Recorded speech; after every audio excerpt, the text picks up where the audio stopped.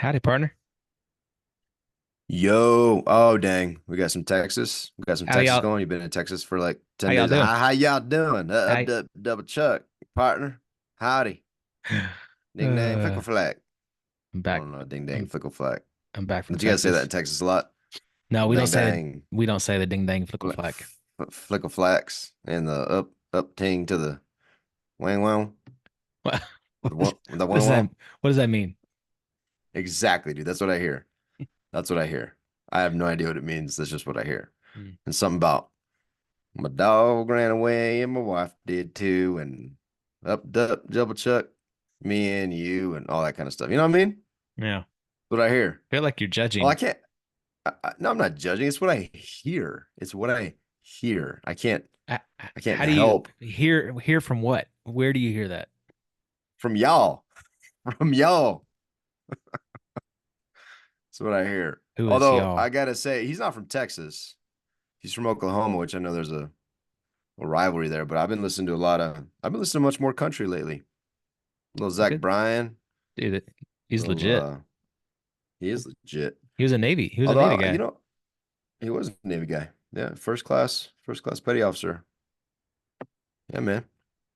Um, and I think he likes to. I think singing for him was fun. It was a priority and it was an outlet for him, and it was something important. You know what I mean? For sure. That was a good transition. Good Yeah, transition. you know, we're wrapping up Fun Month, and again, it happens. I guess every year we hit these about on a yearly basis. Our Yeah. each topic in the Connect Live Circle. And again, dude, when we wrapped up last week's call, some guys kind of highlighted their experience this month or this past month with fun.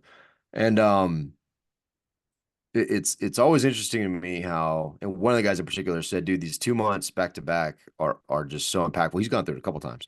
And he's just like, they're so impactful for me. And I've literally changed so much of my life based on these two topics. And it's just a really cool thing to hear from somebody who, you know, we deeply respect and is a very like he's a man of action, right? Yeah. Um And the first topic, and it was specifically, friends. It was friends and then fun. That's kind of the order we go in. yeah, friends and then fun.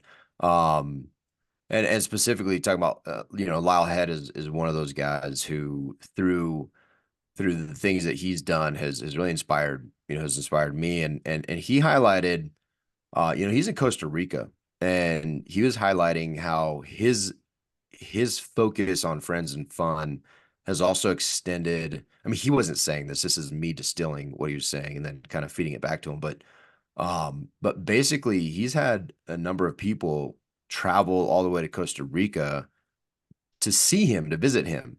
And we talk about this idea of intentionality and friendship and fun as creating a as being a magnet, right? You become a magnet. You attract people to you instead of push people away.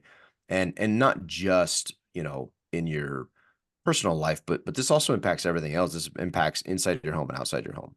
And so many of us, you know, we talked about it briefly on a previous podcast, but I just want to reiterate when we define, you know, we define everything. I mean, it's been important. You know, I had a conversation. This is interesting. I had a conversation. I think we should test everything. The Bible says that. I had a conversation the other day, and it was a political conversation. It was about Kamala Harris, and this individual had highlighted how her, you know, he highlighted a very specific point about her record and whatever. And in the past, and even this time, I was kind of tempted to weigh in with my opinion. It was interesting. I did this for myself. I'm not pro or anti any of these folks on this podcast, but I was like, you know what? Test it. And I looked it up. I looked it up right after the conversation. I'm like, man, we have such strong opinions about things we know nothing about. And then it's a cycle. You get into these conversations, right? And so it was just it just really hit me hard again on why it's so important to test, to define, to look up, to challenge what we think the definition, even something as simple as a definition or a record, like a definition is public knowledge, right? A definition, you go to a dictionary. Well, nobody goes to dictionaries anymore. You go to dictionary.com and Google. you you Google and you dive into what it means. And so fun, very, very similar. And I brought up the political conversation because it has just as many ramifications, and it has uh just as much um it has just as much influence and power and significance to understand a definition and a true meaning of something, just as it does that it feeds our opinions of other people and how we feel and our political bent and all the things that we claim are so important. And so most people are not going to Google or look up fun, but that's the first thing we do in the first week is challenge that, right? And one of the things that stuck out to me about the definition of fun is, and I'll just read it. What provides amusement or enjoyment, specifically playful, often boisterous action or speech, a mood for finding or making amusement. What stuck out to me is all the action verbs in fun, not action like go have fun, go play sports, not that, but the intentionality of creating fun in your life. It's not something most of us are happy to be um either spectators or you sent a picture during fun month of you in the pool. There's all these kids, whatever. There's kids in the pool, and you caption it. You said only dad in the pool. Not on my cell phone. Like you're the only dad, literally the only dad in the pool on a hot day. Yeah. You weren't the only dad at the pool. You're only the dad in the pool. Yeah. And I think it's actually, there weren't any moms in the pool either, so I'm just beating up dads, right? Right. But a lot of us are happy to be spectators to or be invited into fun. We don't emphasize it enough in our own lives to be the catalyst and the creator of fun, and to the definition, the one that is responsible for the action or speech for fun, or the person who's responsible for finding or making amusement. Those are in the definition, and I think it's a pretty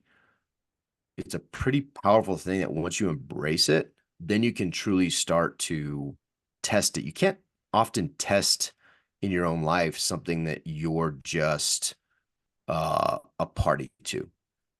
It's harder to test, right? You have to really you can test things that you take responsibility for and that you then um action result, right? An if then.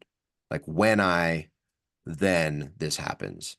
That's much easier to assess the importance of that in your life if you're willing to be the catalyst to do those things.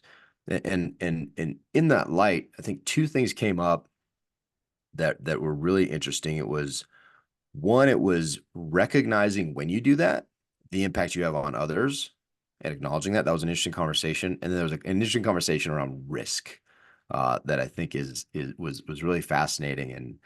And again, something like is fun. I found myself during the conversations being like, oh, I just strongly disagree. I had it as a real experience of of emotion towards some of the things we were all saying and arguing about whatever, debating, as I do about things that like politics.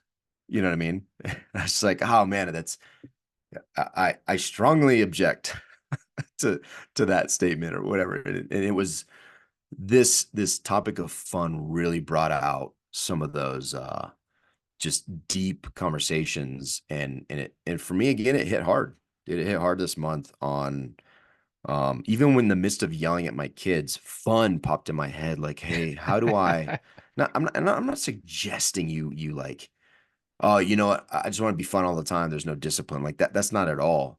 But can I inject some fun into it? Like, is there a way that may be different than what I'm doing? Because most likely what I'm doing in that moment, if I'm to the level of wanting to like yell at my kids, clearly isn't working. And so how do you adjust with the power of these things? Yeah, man. I thought it was one of the comments that I thought was really interesting. It gave me some real insight into this topic of fun. Um, one of the guys said that he has a hard time prioritizing fun. He has a hard time having fun because often He has other things on his mind, right? He can't really ever have fun because he has his to-do list, his work, you know, what he has to accomplish that day in his brain, and so he can never really get focused on having fun. Specifically when it like gets when it's requiring creativity or make believe with his kids, or if it's something that he doesn't really just enjoy doing as much, but he's trying to do it for his kids or for his spouse or something. And that kind of came to some experience that I had when I was in Texas with my family. My brother-in-law and sister-in-law have gotten into pickleball, and they go to these public courts in a park near their house, and it's kind of like round robin tournament style. Like you just put your paddle in this line, and then like next court up, you go and play, and it's a doubles. So it's like they always play with each other, and they're always playing random people. And they've started to go over and over again, and now they're like it's like a little community, like a little tribe. Like they see the same people over and over again. You start to get to know people, and my sister-in-law specifically said this is really good for us because she's like super busy at work all the time. She's in the middle of a busy season. She runs the Dallas Children's Advocacy Center, and they're putting a conference on in August. And she said this is really good for me because it allows me to break free from thinking about work. Right, it allows me to put everything else aside and just be present with her husband, with my brother-in-law, and enjoy each other's time. And I think a lot of that, the fun aspect of it is just about being present, right? It's just about being focused and present there with whoever you're doing it with. And I think that's something that a lot of us, as we go into adulthood, we have more responsibilities, we get into work, we're wanting to provide.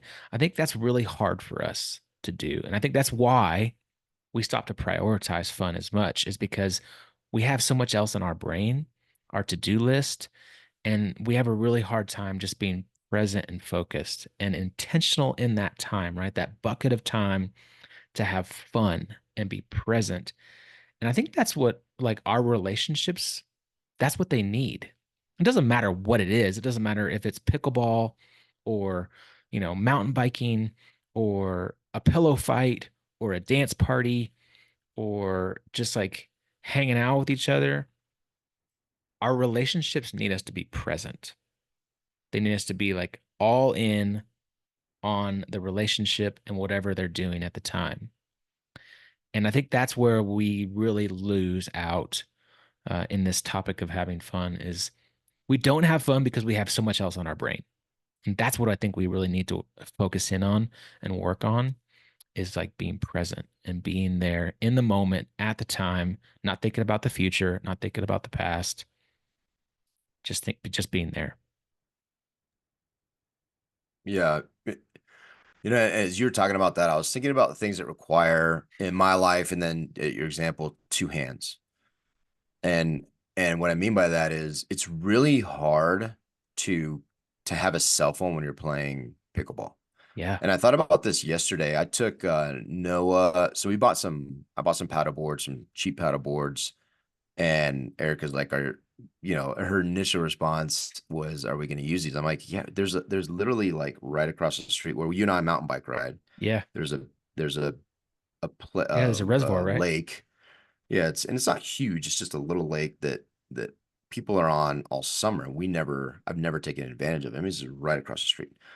And so I'm like, yeah, we're gonna go do that. And so we've been doing that. We've gone on a couple camp trips, taking the paddle boards. It's been awesome. Like it's been absolutely incredible. One of my kids floated across a giant lake and ended up in a rock quarry. That's a different story. That was the same weekend that They went and climbed. Jake and his buddy climbed that Yeah. giant boulder thing. The next day they got on and it's windy there and it blew them across and they couldn't get back and it was a whole other rescue mission. Like I literally was like, oh my gosh, I'm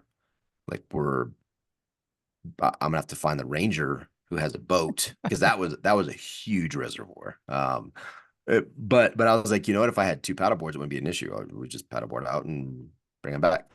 And so after that weekend, I bought a couple paddle boards and but I went yesterday. I took one of the neighbor boys and took Noah and we went to that little lake, played in the sand. And I was thinking about it. I got them both on the paddleboard and we paddled across and all, having all kinds of fun. They were having a blast, dude, having a blast. And I was like, man, I wish I could take a picture of this. Just I really want to send it to the other kid's mom and to Erica. But but paddling required two hands, and I wasn't gonna have my cell phone in my pocket on a paddleboard, right? Like that's just a bad idea with three people on the paddleboard, by the way. Yeah. And and I thought about it yesterday. Just I guess coincidentally, I was like, man, it's interesting how I have zero distraction right now from just being with these boys and having a blast. We're all laughing, we're all having a good time. Excuse me. And a big part of it is because two hands are required and there's no cell phone, even for pictures, right? And it just it I don't want to bash the cell phone, but I was thinking about it again yesterday. Just my son and I were playing this dumb game we made up of like spreading out marbles on the ground and then like just seeing who could grab the most marbles. Like it was just a random game we just made up. I don't even know Instead where of it pick came up from. sticks, it's pick up marbles. Just yeah, just grab marbles and we start wrestling and fighting over each other's marbles. Had a great time. But the times I went upstairs with my phone to do that game and the times I didn't were very different experiences. And it's not the phone, it's whatever it is. It just happens to be probably one of the biggest culprits today that makes you not present. And one of the things that a lot of the dudes talked about too was they contrasted fun with providing. And I thought that was interesting. It's always part of the conversation. Well, Yep. because most dudes are like, well, fun means I'm out doing something with other people. Like I'm out. Like I think most guys just think fun is a direct uh is in direct competition from a time perspective with work Right. or quote unquote providing. And we challenge them. We're like, okay, so who's going to provide the example for your kids on how to have fun? Like who's going to provide the example for your kids on not being a workaholic? Like what is the example you're providing right now? Just challenge it, right? Are you is when they think of dad, is it, oh, dad's gone all day, he's at work, and then when he is home, he's not present because he's working? Like, is that the example you want to set? Because you might as well be honest about it, right? You might as well be honest on talk about providing. What are you providing? Okay, cool. You're providing money. You're providing roof over kids' heads, clothes, all that. Yeah, great. But are you providing an example of what a lifestyle that you want them to live? Like, think about that. Ask that question, right? And if you're not, then what has to change? And if you need help, ask them. Ask them.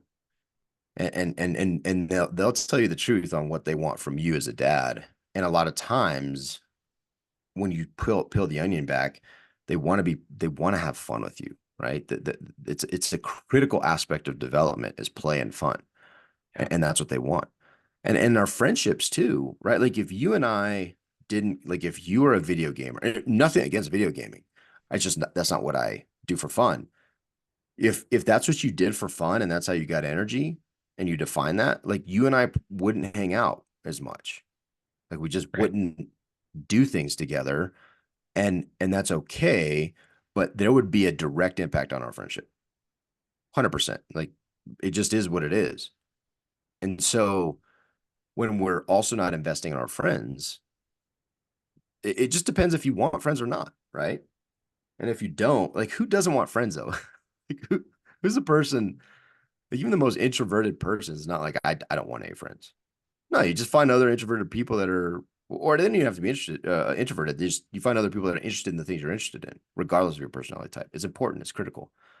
Uh, and I think we just don't take this stuff serious enough, right? I Yeah. just don't think we take this stuff serious enough. But we won't hesitate to pick up our phone and be whatever distracted by like stupid stuff most of the time. If we're honest with ourselves, you're not doing money making activities. You're being diverted from attention to those who are most important with you to watch TikTok and YouTube and stupid stuff, right? I heard So I heard someone say that the definition of frustration is a goal hindered by distraction.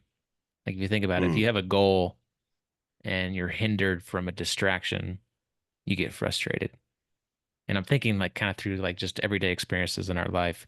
If I have a goal of looking at my phone and reading an email, and a kid comes up to me and wants to play, and I say no, and he keeps on wanting to play, and I have a cell phone in front of my face, I get frustrated because I'm getting distracted from the goal of like reading my email or whatever, right? And in that same conversation, I heard that so the goal is to do as many things as possible that don't require the use of a cell phone, right? To your point, the two hands, right? Do things that require two hands. If you can't have a cell phone in front of your face and you're more present with what you're doing, having fun or whatever it is, you're going to have less frustration because you're not being distracted by the phone. Yeah. It's Well, an and interesting thought. also, and we made this point, we made this point in our conversation. You can have fun at work. There are aspects of work that can be really fun. Sure. And we challenge each other and these men. Okay, like look at work. So don't, when we say what do you do for fun? A lot of dudes, especially the first year guys through this process, they work. I love work. Work. Yeah. Okay, like that's like saying I love lamp, right? Like it's so broad. It's not, it Yeah. doesn't mean anything. I love work. Like you love, okay, so work is fun. So everything you do in work is fun. Like just everything is like it's a cop out. It's a cop out. I challenge dudes to be like, hey, what about work do you love and find fun? Because if you can really hone in, not and this conversation goes much more profoundly to purpose and why. So if you find it fun to analyze deals in real estate, you're a real estate guy, and that's fun for you, like that's cool, right? That's cool. And understanding I love the aspect of work where I analyze deals. I hate the dealing with contractors and this and that and the other, but I love this part of it. Well, now you can actually pour into a gifting. You can be like, okay, why do I love this? Well, God has blessed me with an ability to organize deals and analyze things different ways, and he's blessed me with this specific set of gifts, and I don't have these other gifts, dude. The deeper you pour into that stuff, the fun is a great indicator of potentially passion and gifting. And as you dive in, if you can really be like, hey, I'm really good at this thing, I'm passionate about it, and this should be my contribution to the team, like that's powerful. And I don't like this stuff, and we should either partner or hire this stuff away. Like I was talking to a dude on the football field the other day. His son plays for me, and he's like, "Man, I'm a partner. I'm a CPA." I'm just like, "What do you do?" And he's like, "I'm a CPA, and I'm a partner at this firm." And I was like, "Oh, my buddy's a CPA." I was talking about Mikey, and I was like, he goes, "Oh, what does he do?" And I said, "Well, he does tax." And he's like, "Dude, I need a tax guy so bad. Like, if you, I would love a connection. I'd love a connection because I told him like Mike's a very good tax CPA. And he's like, dude, I'd offer like, I need a partner. I need a partner in my firm who does tax. Like, that's a very powerful conversation. If I'm just like, oh, he's a CPA, and he's like, well, I'm a CPA. Like, there's no, he doesn't know that doesn't mean really anything. I love work. I love lamp. Blue is cool, right? But when I said he's a tax professional, has been doing it for 20 years, and I told him some of the places that he worked, he's like, I would love someone just like that guy, because it's very specific to a skill set, and it's directly directly tied to a passion and a purpose and a why, and also something that Mikey and these CPAs strangely love, which I can't wrap my head around.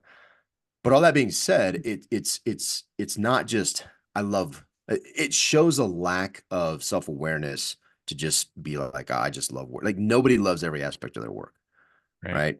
And so and we also said, hey, like when you're working. Like if you do have to do the email thing, I also think, and say email is like your gift and you love email, like hypothetically, you shouldn't be distracted from that by your kids and and there's a time and a place for everything.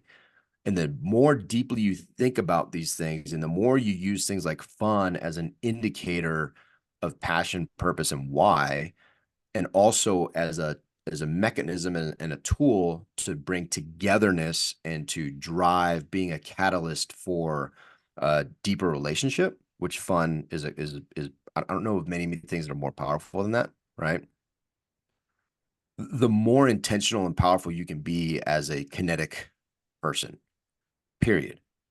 And that's where the power of this conversation, this topic, I think is so relevant because it really can challenge you and drive you to deeper waters in every aspect of your life. And it's something we just dismiss. And oftentimes we dismiss it with things in areas that it would be extremely relevant and could up your game exponentially. You know what I mean? Yeah. And so there's just, it's a fascinating conversation, dude. It really, and again, it challenged me like it has me looking at things too in my own life to invest as a Christian, as a godly man, as an influence, and to really serve others in a point of their life. And I'll tell you, here's a great exercise. Let's make it practical. What do we force the dudes to do, right? And it was funny because one of the guys even kind of like he kind of challenged it, and then we challenged him back, which is my favorite. But we're like, dude, this has to make your calendar. And he's like, it feels weird to schedule Yeah, to fun. schedule fun. Yeah. And I'm like, okay, well, so what do you want? What do you want fun to be? Ah, spontaneous and blah, blah, blah. And like this question is a great question that always trips all of us up. All right, cool. Like, how often are you doing that? Yeah. Like, how often do you have spontaneous, intentional fun that is deeply meaningful? But, well, I mean, I don't know. Yeah. I mean, nobody knows. Like, I don't, I mean, I don't know. I'm too distracted to keep track of it. Like it doesn't, but if it hits your calendar and is like no kidding, there's also an element of that that's exciting, right? Like, hey kids, like we've had on our calendar, we're gonna go on a 4-day float trip next week. It's been on our calendar for months, and other families are excited about it. I was talking to a family yesterday. It's like, oh, I want to do that. I want to do that with you guys. I'm like, it's too late now, but next year, like we're already building community around this thing that's on the calendar. I mean, if I left that to spontaneity, like the kids aren't like, when are we going? When are we going? Like Yeah, this could be awesome. I didn't get that invite. What's up? You did not. Yeah, You why did did not. I? Why was I not invited? So, in all honesty, I didn't invite anybody because I was an invitee. But what's cool, this family that invited us, they're like, dude, bring whomever. And I had zero confidence. I'm like, dude, I want to do this I've never done this. Like, I'm responsible for my boat and my family floating down a river. Like, I have no experience with this. It's pretty, I think it's a pretty basic, no, I don't think it is a basic river. It's chill. Um, but the last time he took us on we went with him last year on a different trip and he took us down like level, cat 3 and 4 rapids. And I'm like, dude, this is not that, right? He's like, Yeah. no, dude, this is not that. I'm like, okay. But next year I intend to, he's like, dude, bring whomever. It becomes like a thing, right? Like you get Yeah. 5 families and you're all sharing meals and you're just trying to figure it out. And yeah, man, it's well, I don't know. I bet your wife would shoot that down. I'm just throwing that out there. Yeah. Right. But but maybe not. And regardless, it's a plan, it's on the calendar. The kids ask about it. It's exciting. It's on the calendar. It doesn't make it any less exciting. It makes it more exciting because now there's anticipation built Right. for this thing, right? And so, I challenge any listener to do the same 3 things we challenge our dudes. Hey man, schedule fun for your family, for with friends and for yourself, but schedule it. Like, dude, if you and I don't schedule mountain biking and snowboarding, like when are we gonna go? Yeah, it doesn't happen. It never happens, Yeah. right? It never happens. We have a laundry list of to-do items for multiple businesses, and those are just gonna continue to make the calendar. I think someone said Yep. if you don't make a priority on your calendar, somebody else will. Right? Something else will. Somebody else will. Somebody else will put something on the calendar or something else like, emails or taxes or your checklist of do items. That's going to make the list. That's going to make the calendar over whatever else you do. Um, speaking of wives, I want to talk about this topic of risk because I know that was probably one of the things that you disagreed with a little bit in our conversation. You weren't actually able to make that call, but you said you listened to it afterwards. I'm guessing you had some thoughts on it. Um, so this month of fun month, you and I went on a bike ride and we were having fun. And I got a little too aggressive having fun and um, had a crash to the point where I hurt myself pretty bad and ended up in the ER, broke some bones, and I'm now kind of down for the count for a while. And um, you know, day one of that, being in the ER and being laid up and hurt, my wife was you know caring to me and everything else associated with that. And but day two, like that like caring for and like that empathy kind of went away to the point of like the opposite of like she was mad at me. She was she was mad at me for like getting hurt of having fun because it impacted her in a major way. It impacted her in our household, around, helping with the kids, doing chores, um, things that we also had planned on our calendar. It impacted that. It almost impacted us going to Texas to see family because if I'd have had to have surgery, that'd have changed the entire trajectory of the rest of the summer. And so this idea and this thought came up of like, well, is it worth it? Right? Is like at what point of having fun is it worth the possibility, the risk of getting hurt or even dying, right? Because I fell pretty hard, and I looked at my helmet, and the back of my helmet was all dented up and scratched. So I landed on the back of my head. If I would have had a helmet, like that could have been a really really bad day, right? And I know I don't want to get into like the what if scenario, but my spouse goes there. What if you would have died? What if this? What if this? And I don't want to get to that level, but like the question came up of like, well, what's that level? What's that balance? What's the risk versus reward level of doing fun versus potentially getting hurt and being down for the count for 8 weeks or dying? Like we've gone and climbed 14ers before. Well, a friend of ours recommended that we go climb this 14er in August. That's pretty dangerous. Like people die on this mountain every single year. And so now I'm like, well, I really like climbing 14ers, but is it worth it to go climb this 14er where people have died on it before just to have some fun? Like, I don't know. I don't know if it's worth it or not. Is that risk worth it? And we got into the topic of motorcycles. Two of the guys on our call were like, yeah, I love riding motorcycles, but I stopped riding motorcycles because there's an inherent risk associated with that, and people die every year on motorcycles.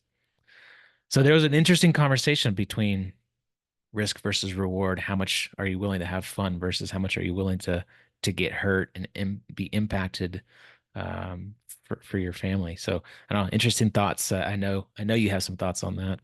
Um, I have where lots of thoughts on where that. to go? Well, I just think we have a very false sense of control. Mm, And I it's think so good. I imagine so like my snowboard helmet, I need a new one, and it's because I have dents in the back of it, like dents on it, and I'm like, when did I hit this thing, and when, like, what happened? First off, if you're riding a snowboard or a bike or any of these activities without a helmet, like, then you're like, there's aspects of it that you're just like, in my opinion, you're just dumb, right? Yeah, yeah. And if I offended anybody, I'm sorry, but if it makes you like consider wearing a helmet, then mission accomplished. Um, but I just think it's dumb. Like I do. And you look around the mountain and nowadays it's like so weird to see somebody not wearing a helmet. It's just weird. It just, and yeah, when we were kids, we wore it, whatever. And like, I was talking to a dude and he's like, man, it's just uncomfortable. I'm like, no, it's not. No, it's not. Like No, my helmet is like extremely comfortable and it's actually keeps so your head warm. warm and then when I'm hot, like I open these vents and like steam pours out. It's freaking awesome. Like it's great. Uh, And so, I think there's certain things, but so I just, as you're talking, I Googled, what do you think the leading cause of death in the United States is every year? The leading cause of death. What do you think it is? Cardiovascular health. Heart disease, Yeah. right? Heart disease has been the leading cause of death in the United States since 1950. Since 1950, Yeah. heart disease is a leading cause of death, accounting for 29% of all deaths in the country each year. 30% of deaths, one third of deaths almost every single year has to do with things that we don't consider risky. It's our lifestyle. It's what we put in our mouths. It's what we eat. It's people who smoke. It's high blood pressure, high blood pressure, high cholesterol. All things that I would argue are there are some genetic. I'm not gonna Sure. I'm not gonna minimize that, but to think that this isn't lifestyle choices that most people don't go to the hamburger, drive through McDonald's and in that moment think this is really risky behavior. But alas, leading cause of death in the United States to the tune of 29% every year. But we don't look at things that way. Like I look at things like fun. I honestly, if someone said you can never fly fish, ride your bike, or snowboard, those three things, because fly fishing is inherent. Dude, I just did it for a 2 day trip on a river going through rapids on the front of a boat. And there were times, especially when I had a fish on, which was awesome. Like the dudes and the dude rowing the boat loved it. I would catch a fish, I'd hook onto a fish right before a rapid, and I'm standing on the front of the boat and I'm holding on, and I'm not gonna lose this fish. Like, and he's like, yeah, keep it, work it. And so I'm like not paying attention to the rapid in front of me. I'm holding on, but I'm standing up, dude, on the front of a boat. I'm standing on the front of a float going through a Cat 3 rapid, and I've got a fish on, and it happened multiple times, dude. And it's so fun. And I was like I'm flipping the fly line, trying to get it around rocks, because if you get caught, like that's it. Like that, Yeah. one guy, Eric, he got caught on something. The boat kept going. He spooled out, like completely spooled out to Oh the man. back. Like he lost his entire fly line on one of his rods. Oh, But that's just the nature of it, right? And there were times when like I got slammed sideways, and I'm like, dude, I could easily see ending up in the water. And that's one of the things they said. They're like, hey, dude, right before it, he's like, hey, if you fall in the water on this rapid, swim left. On this rapid, swim right. On the like, it could happen. And dude, when you're in the water, I mean, you don't know what's gonna happen. Like, right. you very easily can get sucked under. You could break a bone. You fall the wrong way. You fall onto a rock in the rapid. Like, the bad things happen. But if somebody told me I couldn't do those things, uh, and I'm saying by choice, I'm not saying like if something happened, I got hurt or whatever, or I got sick. I'm not saying that. I'm saying by choice, that would be a slow death for me, and maybe even a fast death. Like I can't imagine life without the things that I enjoy, not only from a personal individual level, but I do most of these things with people. Like I Yeah. very rarely go snowboarding or mountain biking unless I want to get a workout in. I don't go mountain biking by myself, and I don't typically fish. I'll occasionally fish by myself, but it's like a short trip. I'm not going to do an overnight float by myself. Well, that'd be impossible. Yeah. But you know what I'm saying? So like there's a level of depth in a relationship. There's so many things being fed. I'm modeling to my kids what it looks like to potentially be away from home for a couple of days to go do this thing that I love, because I tell them I love you guys so much. This is something I enjoy. Like I encourage you guys, find the thing that you love and pursue it and do it. All of those aspects of it. And so, and I think the idea of risk is so, it's just so, not the idea of risk. I just think the way we analyze risk is so funny to me. It's so interesting. It's like in real estate.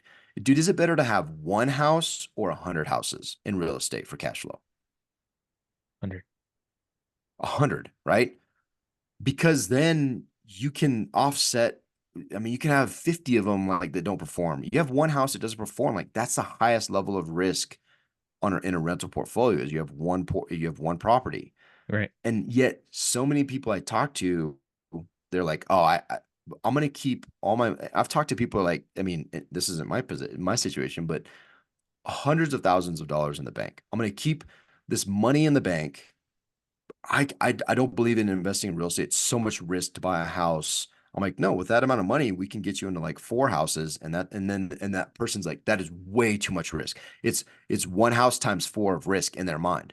And I'm like, okay, let me just break this down for you, especially in today's environment. Your money in the bank, you're losing money, significant amounts of money to inflation. Is that risky? Like, you're going to lose money to inflation. Like, Yeah. and that could be up to 5. That could be, I mean, depending on the bank or where you have your money, that could be 10% of your money you're losing every year just to inflation. Is that risky? Like, do you enjoy that? No, that sucks. Yeah, it sucks, but you haven't analyzed it that way. So, okay, so now you could convert that to houses, assets that will perform in long term. You get multiples. I mean, I've been at a point in a personal, in a portfolio where I had 4 properties and 2 of them just were just complete suckies, and the other 2 at least kept me even, Right. right? You and I have a portfolio, and there's been times where the portfolio has like been terrible, but by the grace of God, and this has been like for It's 6 months, still cover the by the mortgage. grace of God, the rest of the properties at least paid the mortgage. We didn't get crushed, Yeah. right? And then it gave them time to turn around and perform. My point to all that is we don't make those kind of a risk assessment. Like, we're not honest with risk. That's the problem. We're not honest with risk, just like we're not honest with fun. Like, oh, work is fun. We're not honest with these things that really can make a difference and make an impact on our life, on our joy, on our happiness, on the influence we bring around others. Just think about in work, just think about the crotchety old dude who's like a grump in the corner. Like, who wants to not hang out with, who wants to partner with that dude on a work project? Even if he's the best whatever at what he does, he's just a grumpy fun suck. Like, nobody wants to partner with that guy. So what kind of opportunities are lost in that? Yeah.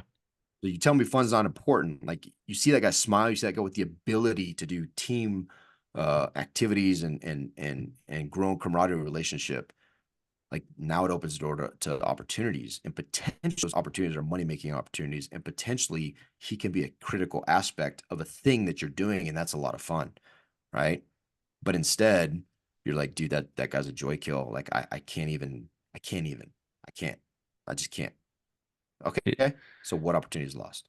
two things that just came up and thought were one, you had mentioned uh, the death rate, like what causes the most deaths. I think number 2 is cancer, but I think number 3 is car crashes. Yep. And car crashes because of why? People are distracted on their cell phones, right? You don't think about that. Like, you don't think about the risk of looking at a cell phone while driving.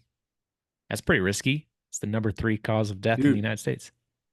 it's crazy. And the only reason that it's not like, and I think if you pick age groups, I think it probably, that's very generalized, right? Like, I looked at it, it said the top 3 causes of death in the United States are now heart disease, cancer, and preventable injury. Preventable injury is the number 3. Preventable injury. Like, that's crazy. And I was telling my kids the other day, because now, whatever they have in their hand, device, or my daughter with a cell phone. I'm like, you're looking at your phone approaching the road. You know how many pedestrians are now killed because they walk into the street looking at a cell phone? Not Yeah. not even accidentally. They intend to cross the street. They just can't even look up to look both. Like, the most basic thing you tell your kids: look both ways. Look both ways. Well, now people in general, not kids even, but like more pedestrians, right, are dying because they're staring at their phone, and you're like, oh my gosh, dude, that is the most risky thing I've seen all day and potentially all week, is what you just did. And so again, right, like, how we analyze these things, it's so easy after something happens to say, oh, that's like, I got a neighbor, dude. He's a beast, mountain bike stud, does race it like he's a monster. He ended up on a easy, dude. He was at a Bear Creek where you and I are, right on the backside of Carbon. He was going down, and some freak thing. Like, we've gone down that, I don't know, 50, I've gone down that 50 times, Yeah. 100 times Yeah. without incident, and something happened. And this guy rides like in mount, like 100-mile race it. Like, he's a monster. 24-hour races at night, like just crazy stuff. We're on this little trail. He's on this little trail, falls, dude. He broke like everything and ended up in he was in a nursing home. He's not an old guy. He was a young dude. He ended up in a nursing home just to recover because he had so many injuries. And now he's back at it, right? Like that guy can't you can't imagine he can't imagine not riding his bike. That would be death for him. Yeah. And so when you look at it though, like his the likelihood of him getting in a car crash is also pretty high. Like, are you never going to leave your house again? I don't know, right? And so I think you have to be smart. You control what you control. There's no guarantee, dude, that today you go to the grocery store or your wife goes to the grocery store. There's no guarantee that some dude isn't looking at his cell phone and runs a red light and T-bones your car. Like, there's no guarantee. Yeah. Actually, that's more likely than you breaking yourself on your mountain bike again. Yeah. No, that's a And, really good and point. so it's like, how do you the risk conversation when you say is it worth it, especially after an injury, is a very low hanging fruit and it's an easy target, right? Because what if you go play pickleball? This has happened, Tear an and ACL. it's not unusual, and you tear your ACL. Yeah. Like that's a recovery. There's a mom up the road. She did something with her meniscus. Dude, she's down for 8 weeks. And that's a piece of cartilage in your knee that I think she walks. Like that's what she does for, she I think she goes to the gym and she walks. I don't know how she tore her knee. But like, okay, so are you gonna stop walking? Yeah. Because she tripped on the curb or something. I mean, I don't know that that's really what happened, but I mean, my dad uh blew out his Achilles.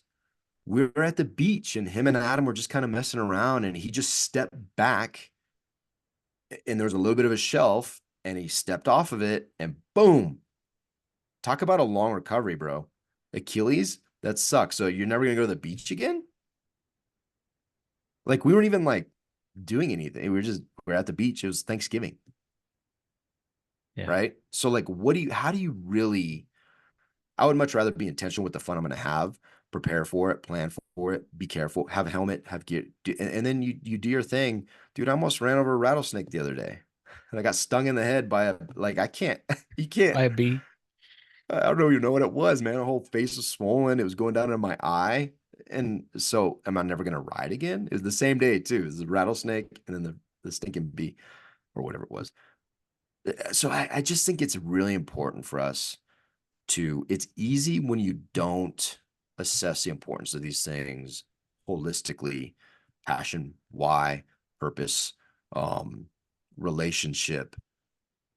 When you don't give it that level of care, the risk piece becomes the why not, the purpose of why you don't. It becomes overblown. And it just I think the conversation is fascinating. But dude, after an injury, man, like that But is it just is, right? I'll tell you what. I'll tell you what. I I show up for my family, for my spouse, for my kids so much better as a better man. Like after I've, done something fun, with you or with the guys, like going on a mountain bike ride early in the morning or go snowboard and come back. I show up differently. I show up better, right? I'm more present with them. I'm happier. I'm filled with joy. I'm a better dude because I go and have fun in the mountains, with you or with our guys here.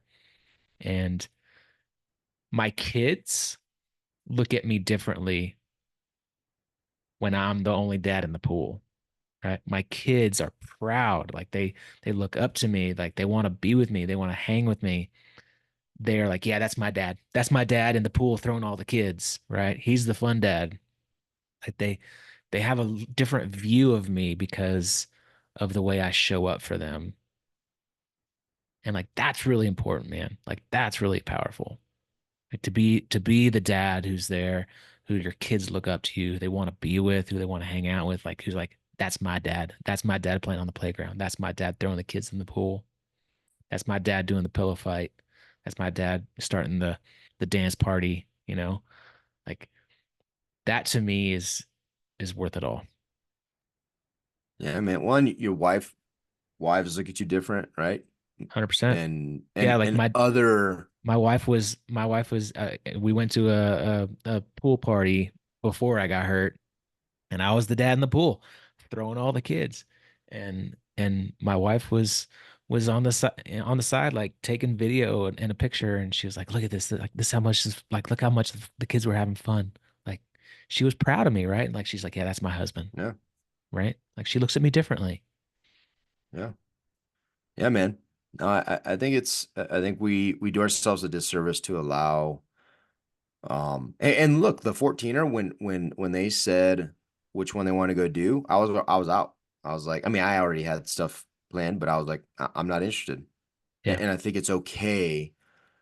Again, when you know yourself and you know um you've taken the time to say, one, do I enjoy this? Two, like I would love to be with those dudes, but I don't like 14ers as much as you do, for yeah, sure.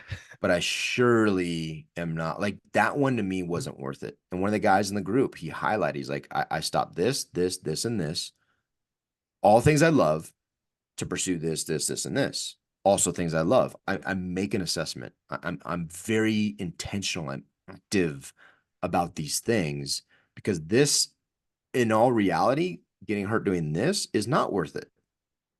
But if I got hurt doing this, it's a different story because I can't imagine my life without this, right? yeah, And so I think, again, it boils down to intentionality and like be honest with yourself. Yeah, longs, I was like, no, dude, I'm like, even if it was gonna go and my calendar cleared up, I wouldn't go on that trip because it just like there's certain things I know about myself. And I mean, even the fact that, my knee doesn't bend all the way because of 7 knee surgeries, like I know I saw the limitations of that trying to go up the boulders and make sure my son wasn't, I wanted to see what he did. And I'm like, man, the ability to bend your knees fully, that's a pretty important thing when you're climbing rocks. And so like it just isn't, it's not in the cards. And that's yeah, okay. I think we do those things, right? But I would say honesty again. If you're gonna assess and cut things out of your life, then at least be honest with yourself and do a little bit of research and understand, okay, I'm not gonna do this activity that was actually really good for my cardiovascular health because I get a workout out of it and I really enjoy it and I love it. And instead I'm going to do nothing. Hey, that you may actually be upping your risk factor by multiples because now you're not exercising because you don't enjoy you don't enjoy an alternative that's quote unquote safer. So now you're just not going to do it. Oh, guess what? You may be joining the 29% of people quicker that die because of health. So again, like be yeah, honest with the assessment and like, no kidding. If you're going to do risk, be educated on it. Cause like, there's nothing like when somebody who has a lot of money and they're like, I'm keeping it in the bank. When that person tells me that, I'm like, that's just ignorant. And they blame risk. I'm like, that's actually just ignorant. Like you just if you have another reason, cool. But you have a reason because you thought about it, right? Hey, right. I'm risk averse to everything. I know I'm losing money here, but like I'm cool with that because it makes me feel good. All right, cool, man. That's an intentional decision that's backed by research that you've done for yourself, and it is feeding how you were created. Cool, like good. But just to be like, nah, owning houses is risky. I'm gonna keep my money in the bank. Like that's just dumb, straight up, right? Like if that's your reason, that's just dumb because you have no context for it. Yeah, So again, people who are like, I'm not going to go do this thing.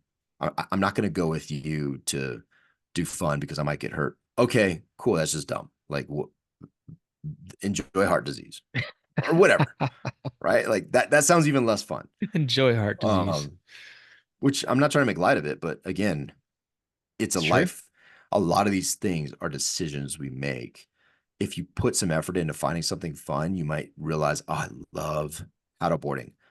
Cool, great workout and relatively low risk. Although I just saw a dude going down that river on a paddleboard, bro. I was like, Oof, how does this even? I don't even understand how that works, dang. but whatever.